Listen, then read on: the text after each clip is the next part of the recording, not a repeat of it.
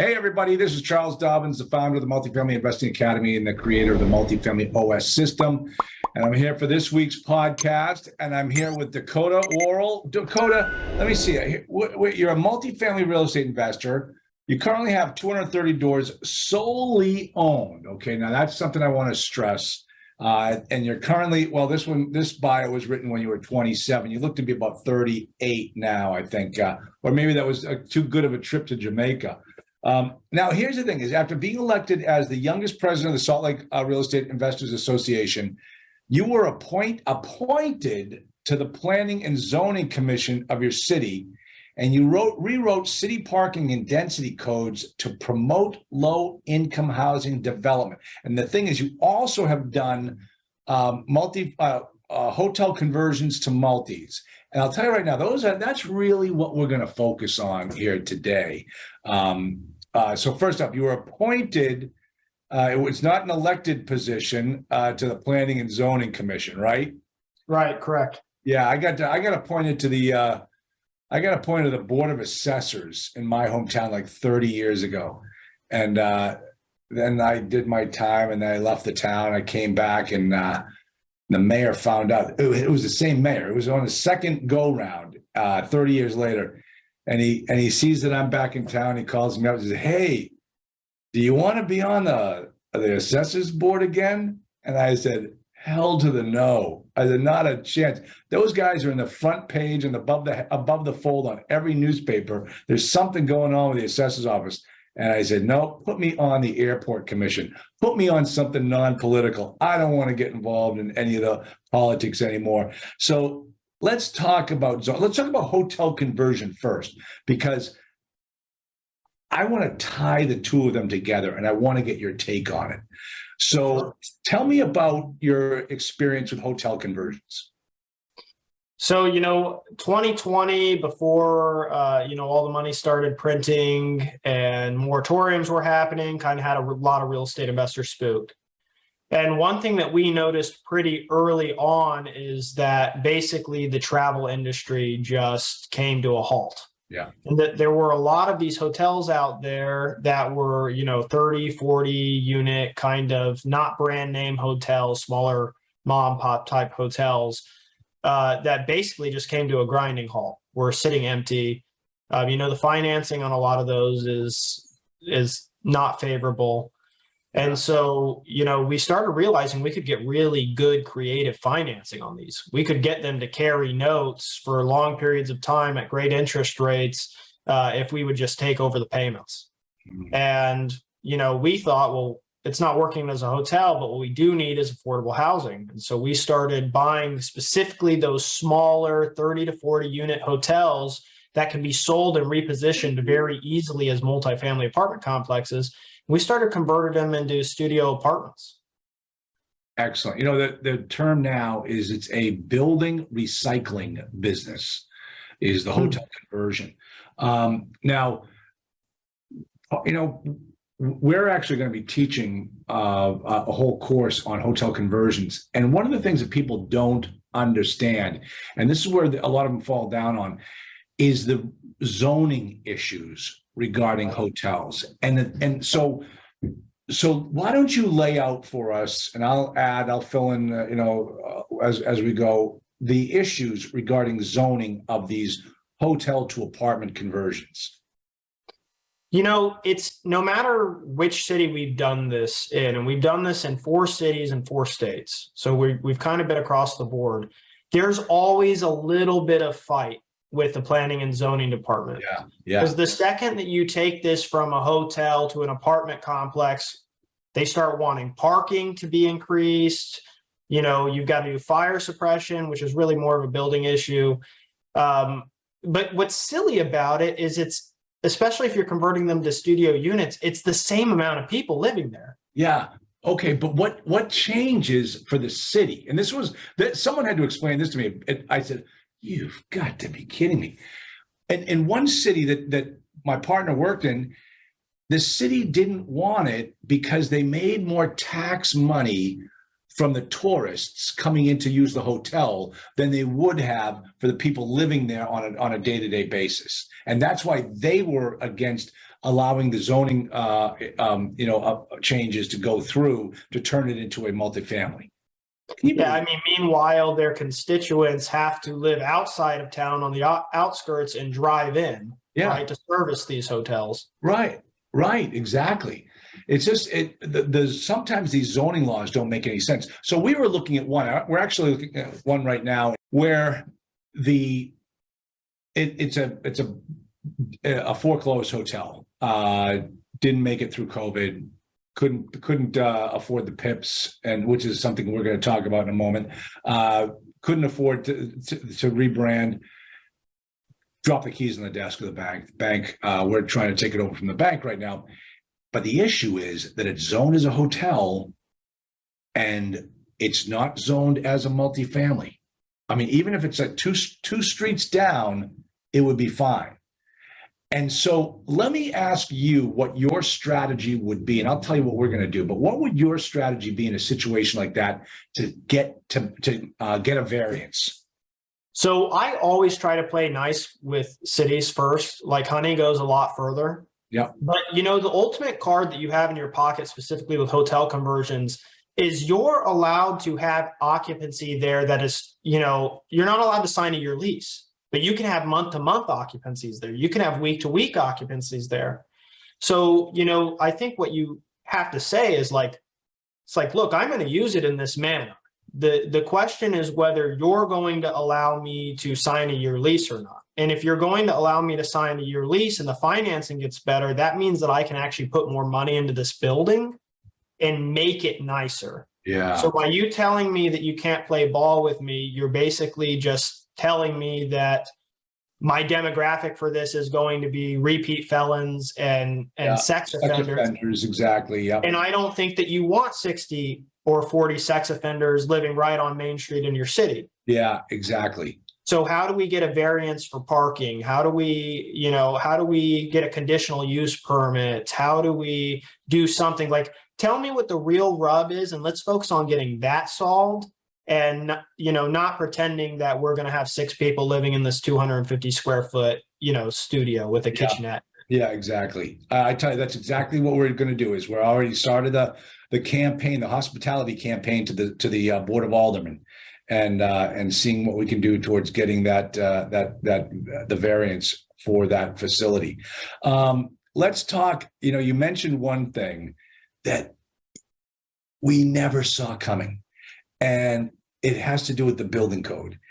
And I own, and I'm one of the investors in a hotel to multifamily in Kansas City.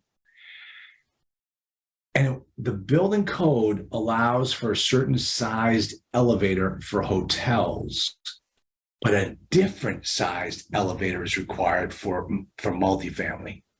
And it has to do with, getting a stretcher in there. And, that's what the fire code is. I could never, when we were buying this property, did that ever even come across my radar? What do you think? One thing I'm doing now is, the problem is once you buy the property, you've lost a lot of your leverage with the city. And so now, as part of my due diligence, I'm essentially doing something akin to like a site plan review where you get the fire chief and the building chief and the senior planner, all that in one room. And I'm basically saying, this is what I want to do, tear it apart, because if you don't like what I want to do, I'm not going to buy it. And I'm finding that if I'm doing that, I'm having a lot more leverage where I'm able to say, hey, I know you want me to upgrade the elevator. And I totally understand why you'd want me to do that. The problem is I've got a $250,000 budget. So, if I do that, I can't allocate it here. What's really more important to you? And what I found is when I pick the problem that I let them deliberate over, I'm getting a lot further than when I own it. And they're just like, well, pound sand, because this is how it's going to be. That's interesting. That's really cool. Now, where are you finding your deals, and what types of properties make the best conversions? So for a while, I was following Travelodge around, Really? which is funny because Travelodge had all of these cinder block built hotels from the 1940s. And then in those same towns, they're starting to basically abandon those structures and build new, 21st century hotel travel lodges. So I was just coming behind them and buying their old hotels that they were phasing out of. And one thing that I liked about those is one thing that you'll find with older hotels is they wired the units together. So a lot of them, they wire, 2 up, 2 down, and they're all together, which is okay for a hotel because people aren't bringing in personal computers and, TVs and microwaves and stovetops. Right. But when you convert it to a residential use, you basically have breakers flipping everywhere. And what I liked about like Travelodge construction, particularly, is how they ran the electrical in between the floors, just made it really easy for me to split that out when I was doing my conversions. Oh, that's interesting.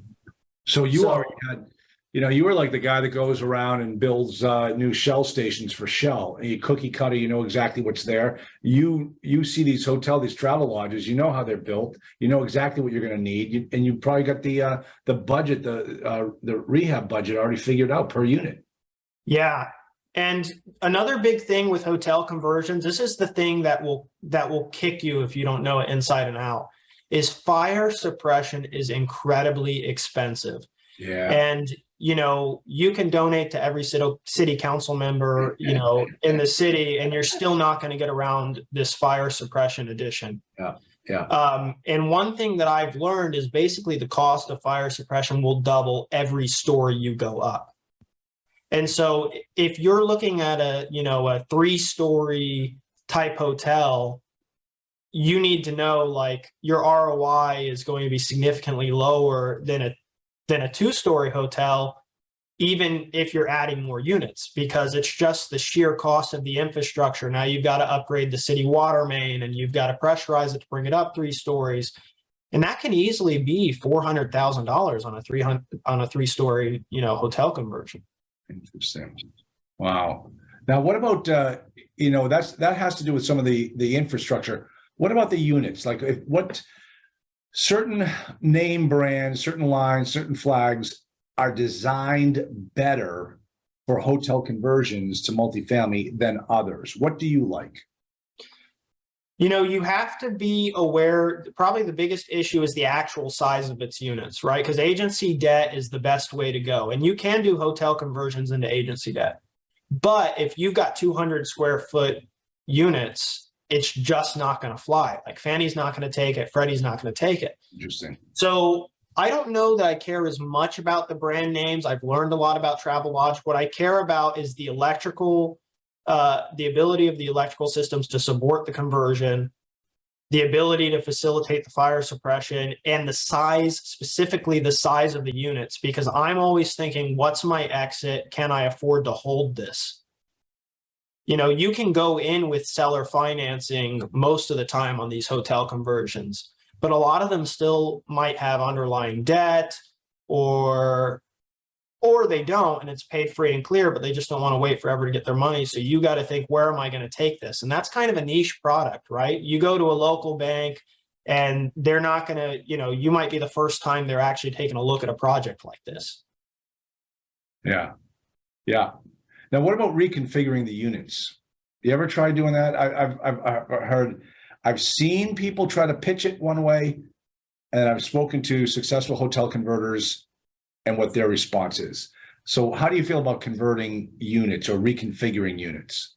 I've played with this idea a couple times of basically taking a studio and turning it into a 1-bedroom or 2-bedroom apartment. Right. And what I found is it's like a question of how much money do you put in a building trying to make it something it's never going to be? Exactly. These are always going to be transient housing. This is the lowest income of the low income, the type of person that's going to live in a building like this. And so the name of the game is dignified, functional, affordable. And every dollar you put into that property that increases the rent, it actually hurts you. The name of the game is increase the rent in multifamily, but in conversions, it's how do I control my expenses instead and keep the rent low? Because what I know is with all utilities included, and we like to put solar on these projects, but with all utilities included, I can rent, a studio hotel room because I'll put in a mini fridge, a stoveplate induction burner, and a sink. And I know that I can rent that with a waiting list at $700 a month. Just just like this. And seriously, I think on our very first conversion, we had a waiting list of 112 people that were just waiting for units to come open, because the problem wasn't space. The problem was price. People on Social Security income, for example, we were like the last bastion of where these people could lay their heads. Yeah. Even Section 8 is getting outpaced in many cities across the across the US. So really for us, it came down to maybe we're not getting as high of rent as we could get, but we're having literally zero vacancy. And that all equates to dollars. Yeah. Right. Yeah. Now, what about when you buy? I got to tell you, one of our deals was just a home run from day one. All the units were already renovated. We had no reno budget. We needed. We purchased them for $39,000 a door for 1-bedroom units. Beautiful. Isn't that unbelievable? And we just convert them. We do get the leases on there, and so they're truly multifamily with 1-year leases. And we're going to refinance it in a year or two and pull all our money out. And that's just how. I mean, are those the types of numbers you've seen in your deals? Absolutely. Because what people miss is it's not easy to run a hotel. Like, that's not an automatable business with all the cleaning and all the software and the bookings coming and the in. Staff and the increase in cost of labor, which is killing hotels right now. You think you cannot run a hotel at that level, that affordability level. That's why you're seeing so many of these come back to the market in the form of foreclosures. So we bought a 42-unit travel lodge, all studio apartments. We bought it for $950,000. I put probably $350,000 into it. These ones weren't renovated. So, just vinyl plank flooring, a 60-inch sink base, Formica countertop, induction stove burner, like you get it. Yeah. Probably $350,000. We sold it after it stabilized about 18 months later for $3 million.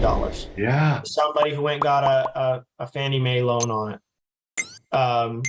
And so, you do the math on that. I don't know, $150,000 a month or whatever for it pays better than new construction. I mean, it's crazy, but the trick is, and I feel like you probably know this because you're trying to tie the two together. Like, you're not being paid so much for the renovation and the infrastructure as you are reconfiguring the zoning. Yeah.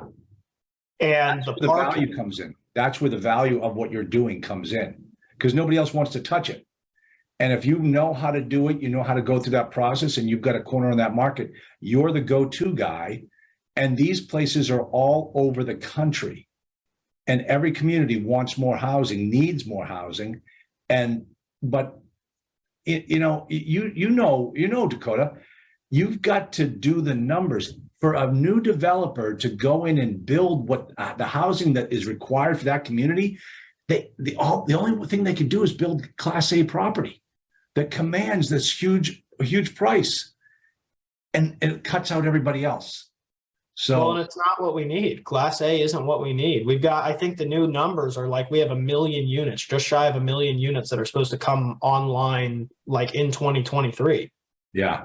And they're all Class A, some are Class B. Nobody's building, Class C. Yeah. And that's really where, middle class and just whatever is right below middle class America is living these days. As I always say, a builder does not build Class C.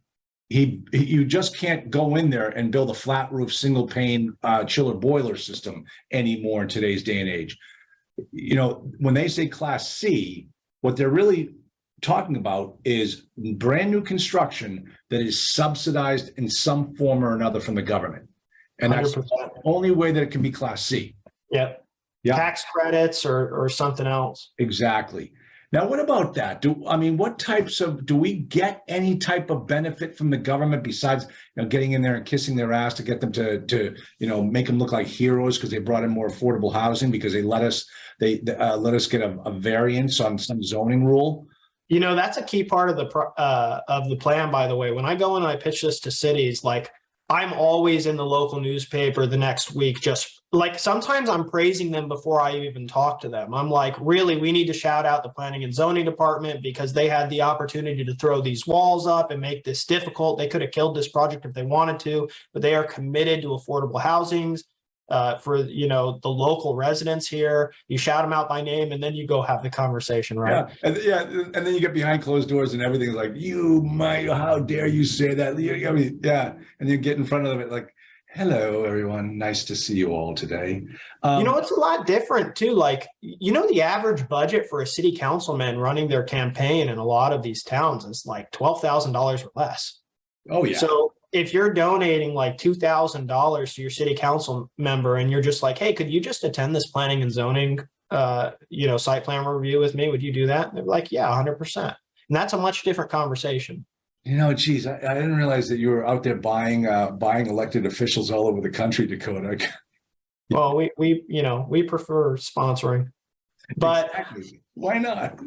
You just have to play the game. Like, here's the thing. I had this development project that I wanted to build. It's exactly what you're saying. You know, the land sat there vacant in a good part of the city. Nobody can do anything with it because of these archaic parking laws and these archaic, you know, zoning laws. I go apply for a variance.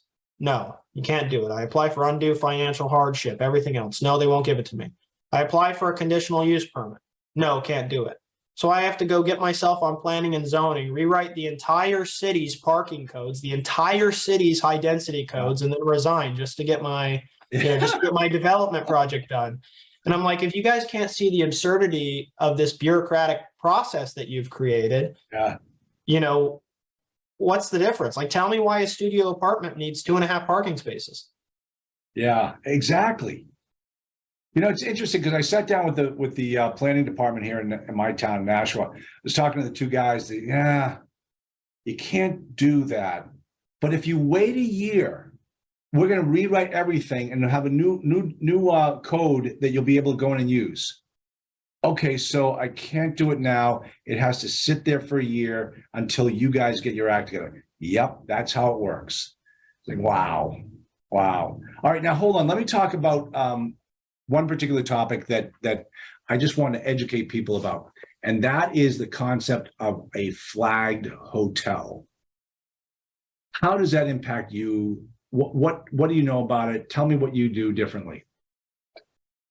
Just to confirm that I understand what you're talking about, you're talking about basically like buying a brand name hotel. Exactly, the one that's still under contract to one of the big names, but it's, you know. And then let's talk about the PIP. If what these guys, what I call equivalent to the reserve replacement for hotels, but boy, for some of these guys, it's punitive.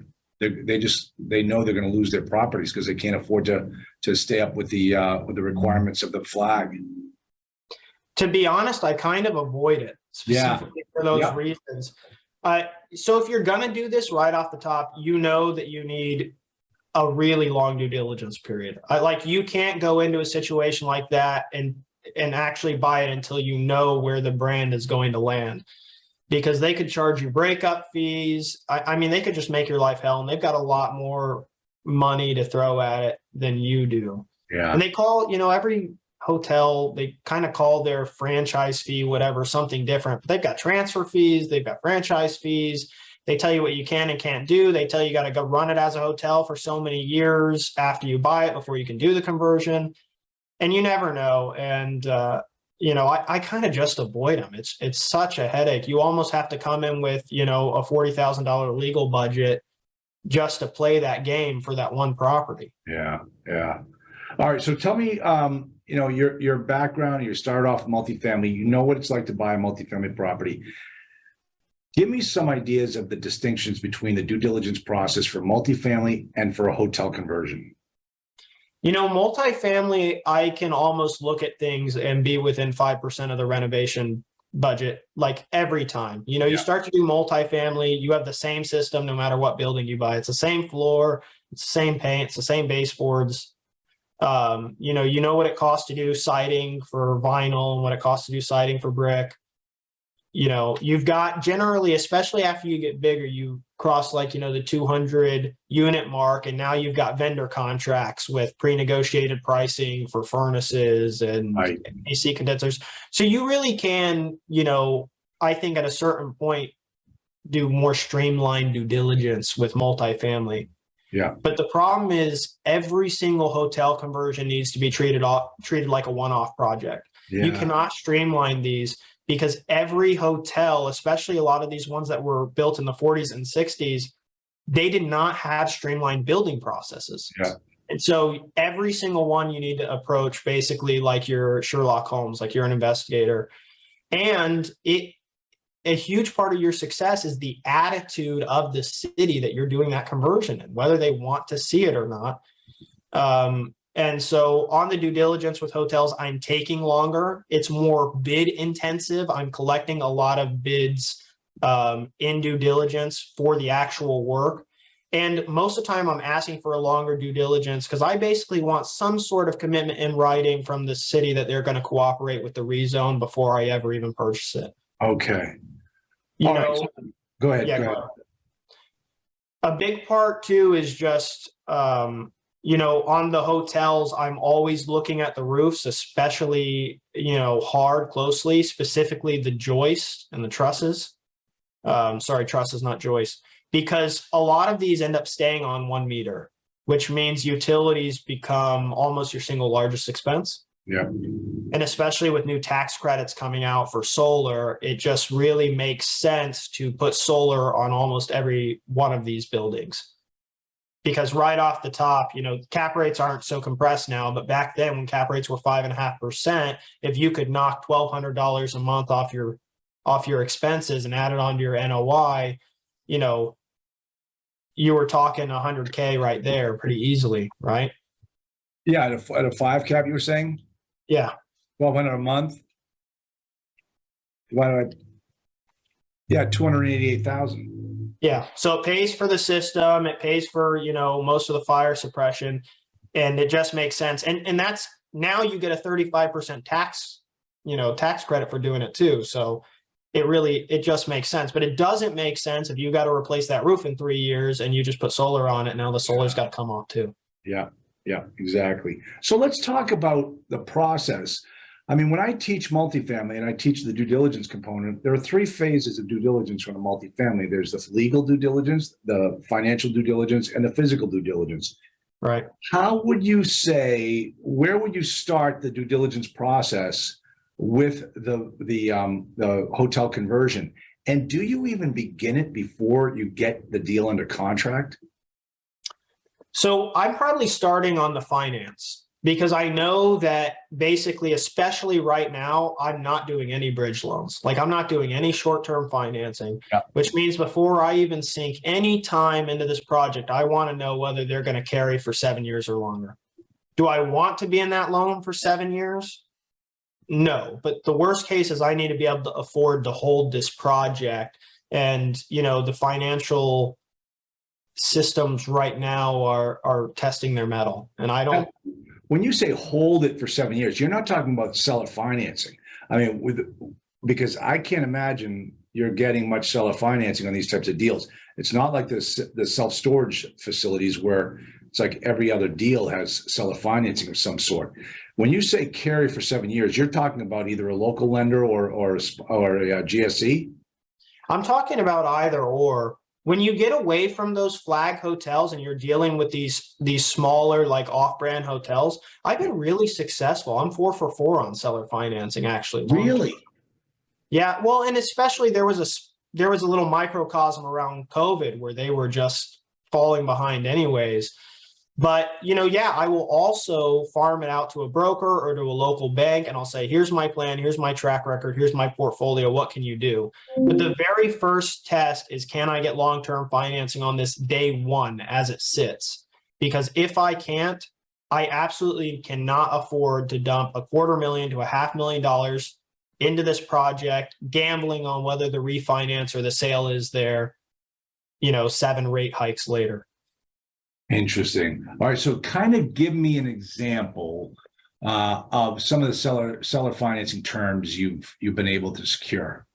Sure. So our most recent hotel conversion was in Spearfish, South Dakota, which is right next to Sturgis, right? So that's a heavy tourist town. They get 1 million people there in the course of 3 months. It's kind of crazy. Right. That being said, everybody who lives in the city is very wealthy, and everybody who works in the city lives outside the city. In Spearhead or in Sturgis? In Spearfish, yeah. Okay. And so we bought that one when it was struggling in off season. And we paid 1.2 million for 31 units. So I don't know, what's that, like $40,000 a door. Okay. And I put $300,000 down on it. So I carried a balance of $900K.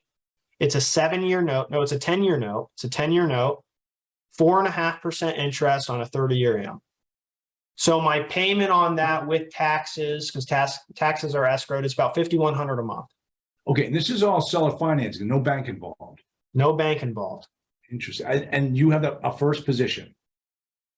Yes. Yeah. Okay. They had it free and clear. Okay. Wow. Good for you. But the second conversation with the bank, though, is at the same time, you can be talking to a local bank and say, hey, like, let's talk hypothetically right now. Let's say, I know this sounds crazy, but let's say I do pull it off and convert it, and it's doing $22,000 a month on all year long leases. And I get the seller to agree, instead of paying off the rest of the $900,000, I'm going to pay off $700,000 early because he doesn't want to wait 10 years to get his money.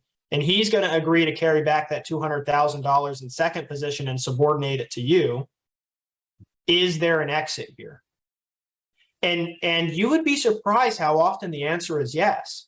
And this guy's happy. He doesn't want to wait 10 years. Right.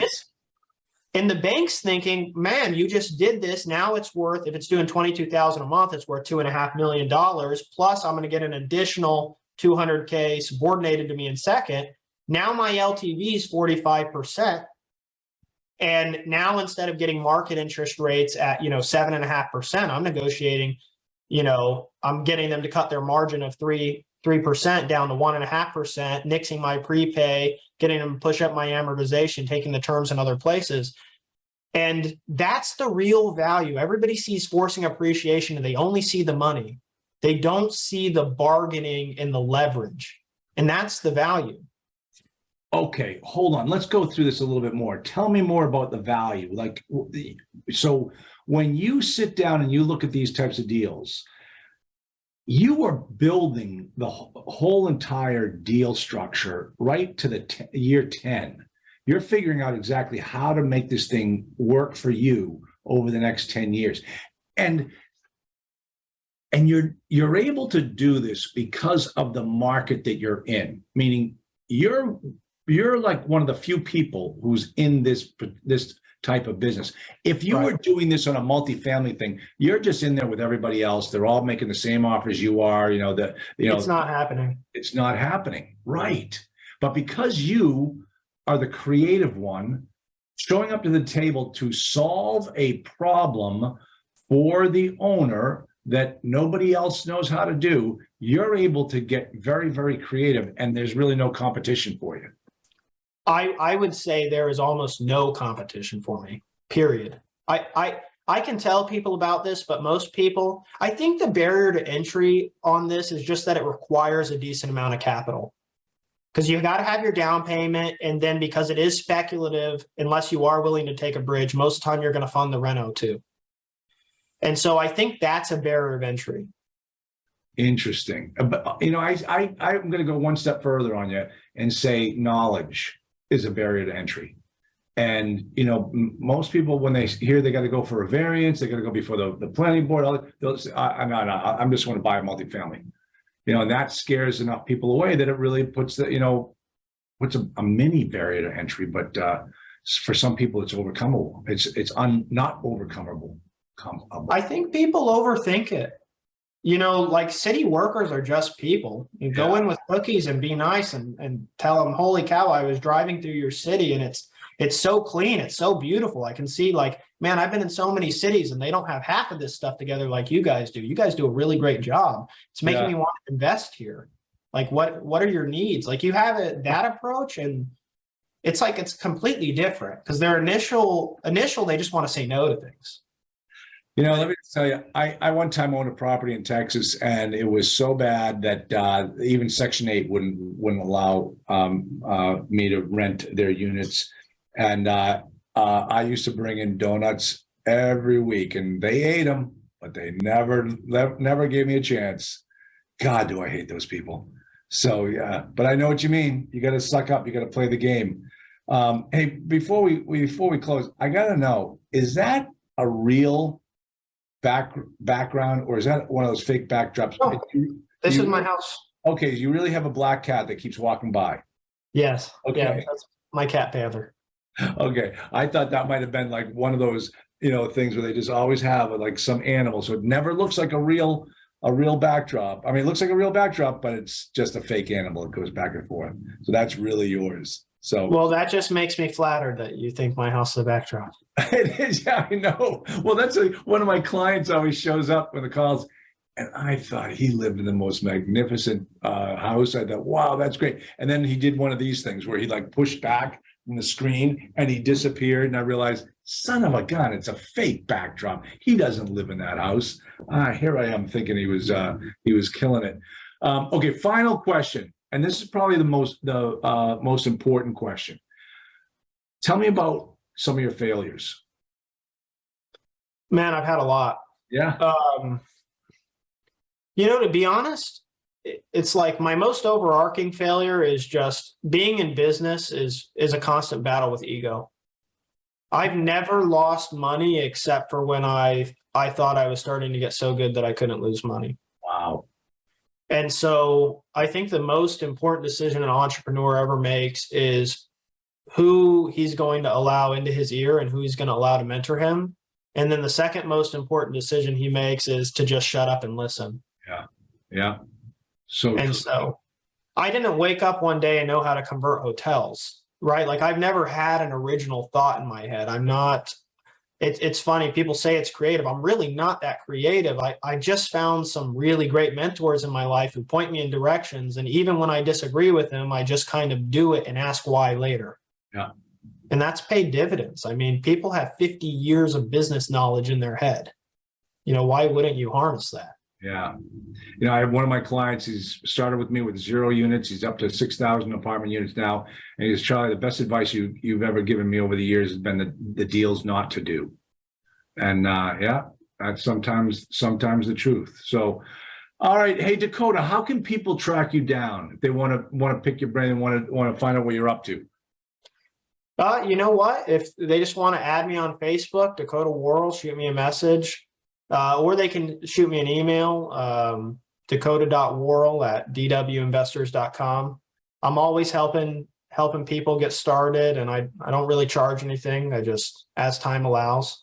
Yeah. But I really, really appreciate you having me on the podcast and giving me the opportunity to be here. Thank you. Oh, this was fun. This is fun. I learned a lot. I love what you're doing. We're doing more and more of it because that's where the opportunity is.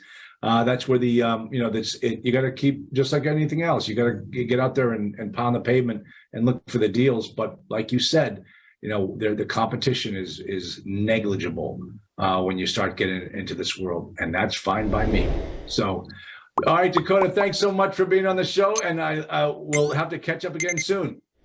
Thanks, Charles. Have a good day. Take care. You too.